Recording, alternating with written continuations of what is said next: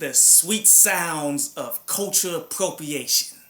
I love it in the morning. Like, you can't get more whitewashed than this if you had Clorox bleach with you. And I'm not here to disrespect Post Malone here when I'm saying things like, when he tries to sing, it sounds like he's impersonating a billy goat. Not trying to disrespect, because overall the project isn't that bad. You dig? It's just really not for me. And it's funny though, like when you listen to him sing and he tries to do that thing with his voice, doesn't it sound like he's channeling Peter Griffin when he's laughing? It's almost like when he's singing he got a stutter. But yet, the thing is, at times he can develop quality music because he got quality production behind him. And I mean, he doesn't completely ruin the track, as there's really no core concept to be had here. Like, Hollywood's Bleeding is just the name of the intro of the song, whatever, which it does somewhat set the tone for the album, but yet it's more of just the best songs that he had available for this project. So therefore, the concept, I can perceive it. Like, okay, this could be called Hollywood's Bleeding because all of the songs are bleeding into each other, like he went on and got a blood transfusion. I mean, think about it. This is his third studio album that he's released right here, and he's still doing the same thing that he did from White Iverson. And where most rappers have to switch up by this time or completely become irrelevant, he's still getting promotion and still getting the push, because I wonder why. But when you look at a guy like Kanye West, by the third album, he had to flip it all the way up to continue to climb and ascend in the music industry.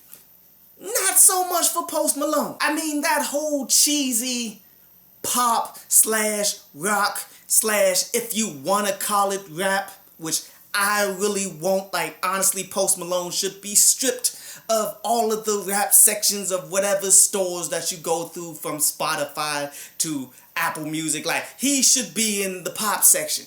But people are going to claim him as a rapper because they're trying to gentrify the craft. But this whole cheesy blend of a style that he's delivering, from Allergetic to 1,000 Bad Times to Goodbyes to Circles, which was the singles and things like that, it's consistent throughout his career, and it's really boring to me. But yet, I'm not a hater, and I'm going to give props where props are due with 3 songs off of this album that I felt was pretty solid, as the rest of it blended all together and it really became nothing to me. And I mean, they're not so bad that I couldn't listen to them, but yet there's really no core difference between them. But yet my favorite songs off this project would be that Hollywood's Bleeding, Die For Me, and Take What You Want.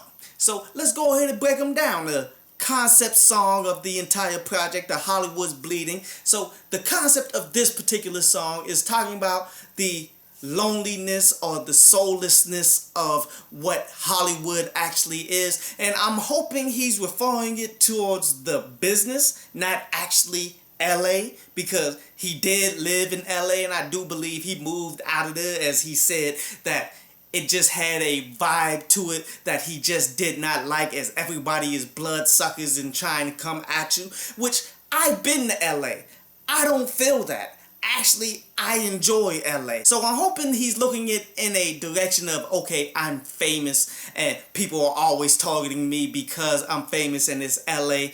But yet, everybody's famous in LA. So therefore, I don't think that adds up. And you know he's referencing soullessness because he's referencing death. He's referencing vampires and things of that nature, man. And what I liked about it was the evolution of the production, even though you could tell that they were somewhat influenced on this one by Sicko Mode from Travis Scott and all of that, man. I like the progression of it, but it still was dope. The next song I want to talk about is that Die For Me, where this one is featuring Future and Helsley. I think that's how you pronunciate her name. Where the basic concept of this is talking about flawed relationships, or how they just fell apart and stuff. How these women pledge their love to these individuals, but yet in the same breath or in that same relationship, they ultimately showed that they're not really down for them at all. And this is just a realistic thing of where we're at in life right now. Like, In relationships, people love to say how they love you, how they're going to always be there for you and things like that. But yet, do something wrong. Like break up. And you tell me if that woman is going to do the same thing for you. Like I have experience with that firsthand. Like this chick that I was with for years. She was talking all that good stuff on I love you, we gonna always hang out together and all of this stuff, even if we break up. But yet, when we break up, nah. I really don't even hear from her unless I'm going out of my way to send her a message. And usually I only do that on her birthday because I just can't forget her birthday and all of that for some odd apparent reason.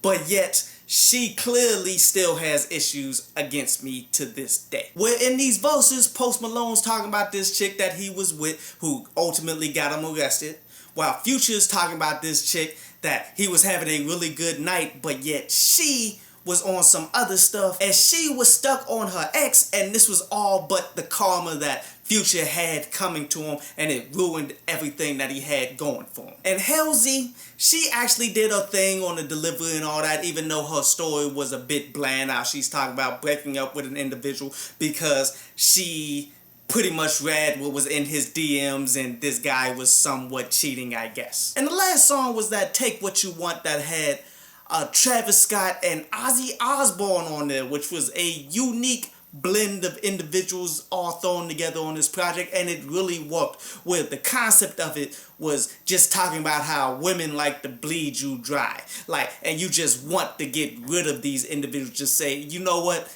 take what you want, I don't care. Take half of it. I don't care. Just get away from me so I can have peace. And you know, that is a level that individuals do get out here in the dating game and marriage and things like that, man. You get so tired of a person and you guys are so wrong for each other that you end up willing to just let everything go just so you can go on and move on with your life. Deep stuff. I like the production. I like how that whole thing came together. But that's really about it. Those 3 songs make it somewhat worthwhile, while the rest of the songs were all eh. Surprisingly, it's not as bad as I thought it would be, man. But yet, you can't really see any progression or growth because he's pretty much still doing the same thing that he did from the very beginning.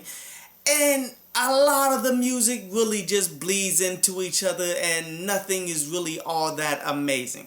Overall, I'll give this joint 5 out of 10. You should still peep it on out though. I hope you enjoyed the show. You can follow me at Twitter up there, and you can go to downloadpass.com, that's down there, to read today's article.